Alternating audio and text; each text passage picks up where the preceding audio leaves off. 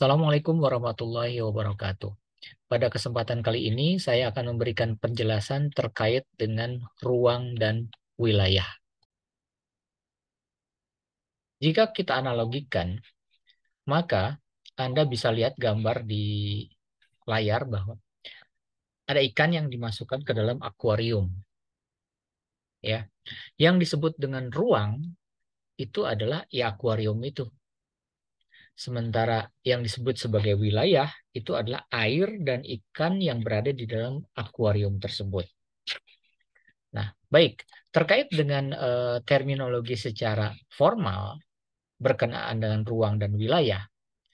Jadi, ruang itu adalah tempat yang memiliki batas geografi yang terdiri dari permukaan bumi, kemudian tanahnya, kemudian udara yang ada di atasnya, itu ruang. Berarti kalau misalkan kawasan eh, Jawa Barat misalkan atau kawasan di Pulau Jawa, berarti satu Pulau Jawa itu adalah ruang, termasuk lahan Pulau Jawa, kemudian bagian yang ada di dalam tanahnya, termasuk udara yang ada di atasnya. Nah, kemudian berkenaan dengan wilayah. Ya, wilayah itu artinya adalah region. Itu apa artinya?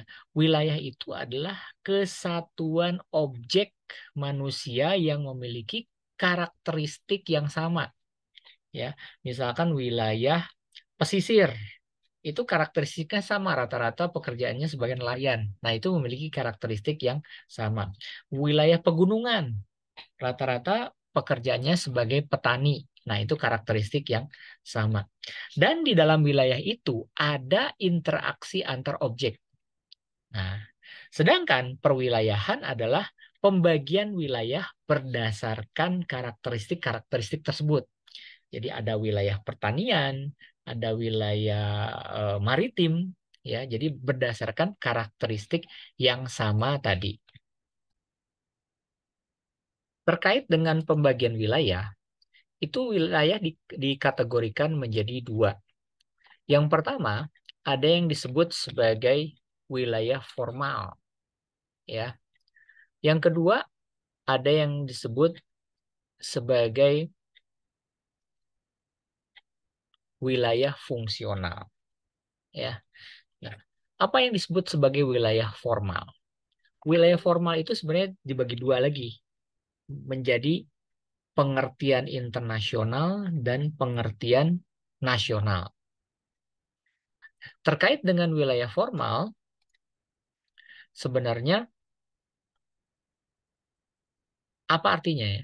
Artinya gini, wilayah formal adalah daerah tertentu yang di dalamnya tercipta homogenitas ekonomi dan sosial sebagai perwujudan kombinasi antara faktor lingkungan dan demografis. Tetapi ada juga yang mengartikan begini, wilayah formal berarti daerah tertentu yang memiliki kondisi fisik yang seragam, ya, yang agak-agak mirip, yang homogen, ya. Jadi, tapi juga ada yang mengartikan bahwa wilayah formal adalah bentang lahannya sejenis, ya. Itu juga yang disebut sebagai wilayah formal. Contoh dari wilayah formal itu misalkan wilayah pertanian. Ya, jadi pertanian adalah kegiatan bercocok tanam, umumnya ada di masyarakat pedesaan. Ya, satu pertanian. Kemudian contoh wilayah formal adalah pegunungan. Ya, kemudian yang ketiga perkotaan. Nah, itu ketiga contoh tersebut. Tetapi ada juga yang tadi saya sebutkan mengklasifikasikan wilayah yang memiliki kesamaan karakteristik itu menjadi dua ya, nasional dan internasional. Nah, apa bedanya Pak antara nasional dan internasional? Internasional ini gini, ada wilayah yang misalkan Asia Tenggara. Nah, kenapa disebut wilayah Asia Tenggara? Karena memiliki kemiripan. Contoh saja antara orang Indonesia, kemudian orang Thailand, Malaysia, dan orang Filipina. Keempat ini memiliki kemiripan orangnya, kemudian agak kemiripan corak budayanya, kemudian kemiripan tata kramanya, berarti ada homogenitas di situ. Nah, itu pengertian wilayah secara internasional, ya. Ada kawasan Asia Timur, kemudian Asia Selatan, ada kawasan Skandinavia. Kenapa disebut Skandinavia? Karena mungkin kelompok negara-negara tersebut di situ memiliki kemiripan. Bisa jadi beberapa negara dalam wilayah tersebut. Yang kedua, ada yang disebut dengan wilayah nasional. Ya, wilayah nasional ini misalkan kawasan pantai utara Jawa atau Pantura. Nah, itu kan bisa jadi terdiri dari beberapa provinsi, beberapa banyak kota madya gitu. Kawasan pantai selatan Jawa. Nah, itu juga sama. Barangkali ada kemiripan. Misalkan kemiripannya kebanyakan penduduk di sana bekerja sebagai nelayan. Nah, itu yang disebut sebagai wilayah formal. Kemudian yang kedua, ada yang disebut sebagai wilayah fungsional. Nah, jadi wilayah fungsional di sini adalah erat kaitannya dengan objek kejadian di muka bumi. Ya, jadi misalkan pasar ya, sorry, ada pasar itu kan fungsinya untuk sebagai tempat untuk berjual beli misalkan di situ. Nah, itu contoh pembagian wilayah secara fungsi. Nah, terkait dengan wilayah fungsional, di sini saya ingin berbagi terkait dengan contoh saja ya, yang barangkali mengingatkan Anda kepada wilayah fungsional ini. Nah, contohnya Anda lihat di sini. Ini adalah perbedaan antara kota dan desa. Nah, jadi wilayah fungsional itu uh, cenderung lebih heterogen. Ya, jadi kalau wilayah formal itu homogen, tetapi kalau fungsional heterogen. Jadi wilayah fungsional itu adalah wilayah yang terbentuk karena diatur oleh beberapa pusat kegiatan kemudian dihubungkan dengan garis melingkar. Nah, artinya pembagian wilayah ini memperlihatkan adanya kekompakan fungsional dalam beberapa kriteria. Nah, jadi intinya ada kalau Anda pernah dengar wilayah fungsional, intinya itu ada keterkaitan antara pusat kegiatan di beberapa kawasan. Contohnya seperti yang Anda lihat, hubungan antara kota dan desa. Itu pasti ada keterkaitan. Orang kota membutuhkan makanan dari pedesaan, ya, membutuhkan pangan dan lain sebagainya. Sementara orang desa juga membutuhkan banyak resource, misalkan orang desa pergi ke kota untuk mencari nafkah. Nah, itu ada keterkaitan. Jadi kota membutuhkan pasokan makanan dan kebutuhan pokok yang dikirim dari desa, sedangkan desa juga membutuhkan beberapa pasokan kebutuhan penting yang dikirim dari kota. Nah, ini adalah pengertian daripada wilayah fungsional tadi. Jadi, hubungan keterkaitan antara wilayah fungsional itu dapat Anda lihat seperti ini. Nodus. Nodus itu berarti inti. Nah, kota itu adalah intinya di situ. Kemudian ada internal area. Orang lebih sering menyebutnya hinterland, ya, di mana di situ ada aktivitas pemasokan, ya, ada aktivitas distribusi lah yang menghubungkan antara kota dengan kawasan pedesaan, ya. Kemudian ada eksternal area, yaitu kawasan pedesaan itu tadi, ya, di mana disitulah source daripada pasokan yang menuju ke kota. Atau kota juga nodus juga menjadi source atau pasokan yang menuju ke desa tadi. Nah, baik, ini terkait dengan gambar wilayah fungsional di perkotaan ini. Nah, berikutnya itu terkait dengan klasifikasi.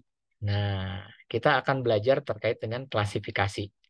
Apa saja eh, klasifikasinya? Baik,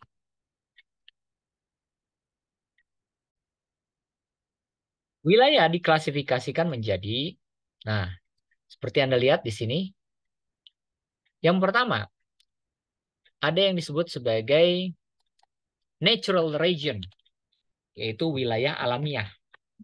Nah, wilayah ini diklasifikasikan berdasarkan kepada penampakan alami dari suatu wilayah.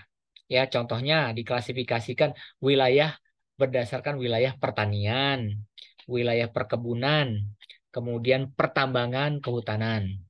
Ya, wilayah pertanian misalkan kawasan misalkan Tasikmalaya itu wilayah pertanian. Kemudian kawasan Bukit Asam itu wilayah pertambangan. Itu yang disebut dengan wilayah alamiah natural region karena berdasarkan sumber daya alam yang dimiliki oleh wilayah tersebut. Kemudian ada yang disebut sebagai single feature region, wilayah ketampakan tunggal. Ya, contoh, kita ingin mengklasifikasikan wilayah berdasarkan iklim. Ada yang wilayah 4 musim, ya ada yang menggunakan 2 musim. Kita ingin mengklasifikasikan wilayah berdasarkan jenis hewan, ya. Kita ingin mengklasifikasikan wilayah berdasarkan jenis batu, jenis batuan. Kemudian yang berikutnya, generic region, berasal dari kata general, umum, ya. Nah, kita ingin mengklasifikasikan wilayah berdasarkan misalkan kawasan hutan hujan tropis atau kita ingin mengklasifikasikan wilayah berdasarkan flora yang tumbuh di kawasan tersebut saja. Nah, itu generic region secara umum. Kebalikan dari generic region itu adalah specific region, ya, secara spesifik. Misalkan wilayah Asia Tenggara itu kan punya spesifik adat istiadatnya seperti apa, budayanya seperti apa, penduduknya seperti apa. Kemudian Eropa Timur akan berbeda dengan Asia Tenggara. Itu juga punya specific region. Dan yang terakhir adalah analysis factor region. Misalkan di kawasan wilayah tersebut apa yang produktif? Misalkan di satu provinsi di Thailand ada kawasan yang hanya menghasilkan durian montong saja. Nah, itu analisis region namanya. Nah, untuk apa kita membagi-bagi wilayah tersebut?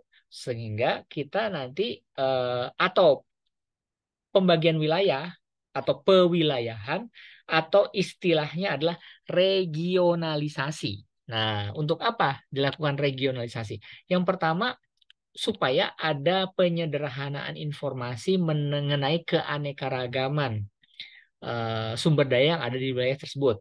Sehingga kita bisa tahu ciri khasnya. Jadi kita tidak perlu sebutkan secara detail ya. Oh, itu ciri khasnya seperti itu. Ya, dodol ya, yang ada di benak kita Garut. Gitu. Ini kan dia punya ciri khas. Kemudian yang kedua, supaya pembangunan itu merata. Jadi pemerintah punya apa ya, punya target dari masing-masing wilayah tersebut. Dan dampak mengurangi kesenjangan sosial. Yang kaya makin kaya, yang miskin makin miskin. Sehingga pemerintah perlu melihat, wah, ini targetnya masyarakat di sini perlu bantuan yang disesuaikan dengan sumber daya alam yang ada di tempat tersebut. Kemudian memudahkan koordinasi berbagai program pembangunan pada tiap daerah. Jadi untuk mempermudah koordinasi. Oh, misalkan kawasan ini pertanian. Oh, ini bisa ya mensuplai untuk kawasan B, gitu kan. Nah, itu memudahkan koordinasi. Sehingga di kawasan B tidak perlu lagi dibangun pertanian karena toh disuplai dari kawasan A. Kemudian yang berikutnya, pemerintah bisa dengan mudah tuh untuk memantau perubahan-perubahan yang terjadi. Ya, misalkan kapasitas atau panen yang dihasilkan sekian ribu ton tahun ini, tahun depan kok turun ya? Apa yang terjadi ya di daerah ini? Nah, ini bisa mengantisipasi kalau terjadi perubahan tersebut. Kemudian dengan adanya konsep wilayah, kita pemerintah itu mampu mengidentifikasi pusat pertumbuhan suatu wilayah sehingga di kawasan tersebut di mana sih pusat pertumbuhannya? Ya, dan kawasan itulah yang perlu disupport ya sehingga kawasan lain menjadi ikut tumbuh. Nah, ini fungsi. Kemudian ada yang disebut dengan tata ruang. Nah, coba Anda lihat di situ. Hah, ini perbedaan antara tertata dengan baik dan tidak tertata dengan baik. Apa yang disebut? Nah, jadi terkait dengan tata ruang, ya. Ah, kalau Anda tanya apa itu tata ruang? Tata ruang itu adalah bentuk dari susunan pusat pemukiman. ya. Dan sistem jaringan sarana prasarana pendukung aktivitas sosial ekonomi masyarakat yang peruntukannya terbagi-bagi dalam fungsi dan pola ruang tersebut. Jadi intinya adalah susunan dari pusat pemukiman tersebut. Tapi sebenarnya pemerintah Indonesia memiliki definisi khusus terkait dengan ruang itu. Apa itu ruang?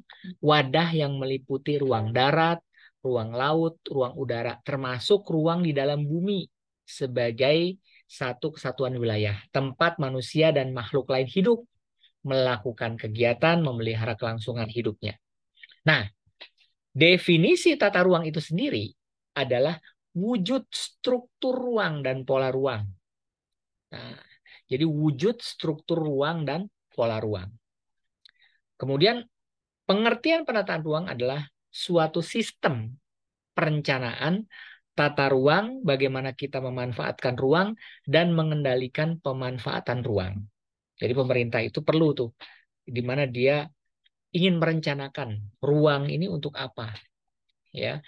Kawasan Jakarta Barat untuk pemukiman misalkan, kawasan Jakarta Selatan untuk penghijauan. Nah, dia perlu menata itu. Kemudian ada kok kawasan misalkan hutan di pesisir, hutan mangrove, perlu nggak ditata? Nah, itu namanya pemanfaatan ruang. Sehingga bisa jadi kawasan tersebut bisa jadi tempat wisata.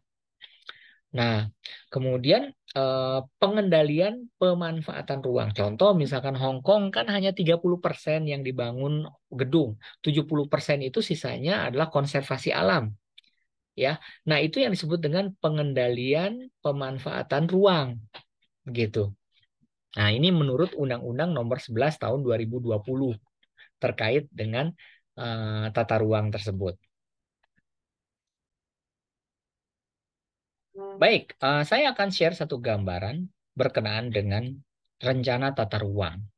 Nah, pemerintah itu biasanya punya alur tata ruang di Indonesia. Bagaimana dia akan merencanakan ruangan yang ada di kawasan tersebut. Nah, ada rencana pembangunan jangka panjang (RPJP), ada rencana pembangunan jangka menengah, ya, ada rencana pembangunan jangka pendek, ya, disingkat jadi RPJP, RPJM. Nah, secara umum itu ada RTRW, Rencana Tata Ruang Wilayah Nasional. Nah, nanti akan diturunkan tuh Rencana Tata Ruang Wilayah Provinsi. Nanti diturunkan lagi rencana tata ruang wilayah kabupaten dan rencana tata ruang wilayah kota. Ini secara umum, mulai dari tingkat nasional, provinsi, sampai kabupaten. Masing-masing punya rencana.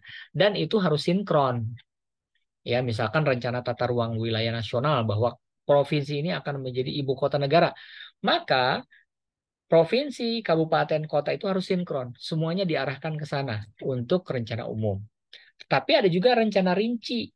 Misalkan rencana tata ruang wilayah pulau, kawasan strategis nasional, misalkan KSN.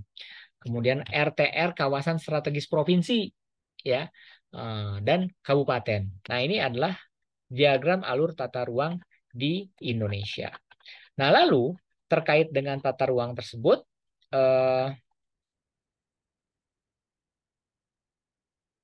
untuk apa kita membuat itu? Ya, supaya ada manfaatnya nih, ya. Kenapa kita melakukan penataan rencana tata ruang wilayah? Yang pertama, meningkatkan kepercayaan investor pada daerah yang memiliki penataan ruang secara matang. Ya, jadi kalau tata ruang itu dibuat secara matang, misalkan drainasenya sudah jelas, kemudian infrastruktur jalannya ada, itu akan menarik investor untuk mengembangkan atau mendirikan industri misalkan di kawasan tersebut. Yang kedua, untuk menjaga iklim investasi agar pembangunan berjalan sesuai dengan kebutuhan pendudukan setempat.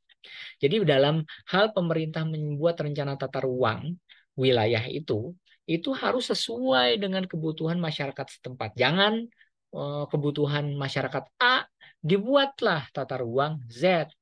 Ya, sehingga dengan adanya pembangunan tersebut itu tidak memberikan manfaat kepada masyarakat. ya.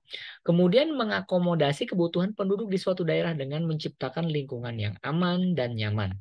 Intinya adalah pada saat pembangunan terjadi di suatu kawasan, masyarakat yang bersangkutan itu tidak merasa terganggu, mereka merasa nyaman, ya, merasa aman, kepentingannya tidak diganggu, apalagi kalau sampai periuk-nasinya itu diganggu dengan adanya proyek A, maka akan kawasan masyarakat tersebut terusir atau kebutuhan ekonominya terganggu. Kemudian mencegah resiko kerusakan lingkungan. Jadi jangan sampai adanya industri justru merusak lingkungan di masyarakat sekitarnya. Jangan sampai pemerintah itu memberikan fine-fine aja, memberikan analisis mengenai dampak lingkungan terhadap suatu industri, sementara dia banyak merusak lingkungan di sekitarnya. Itu nggak bisa seperti itu. Dan yang terakhir, menyelaraskan seluruh aspek fisik maupun non-fisik di suatu daerah dengan perencanaan AMDAL, analisis mengenai dampak lingkungan tadi. Demikian materi kita hari ini terkait dengan wilayah dan tata ruang. Terima kasih. Assalamualaikum warahmatullahi wabarakatuh.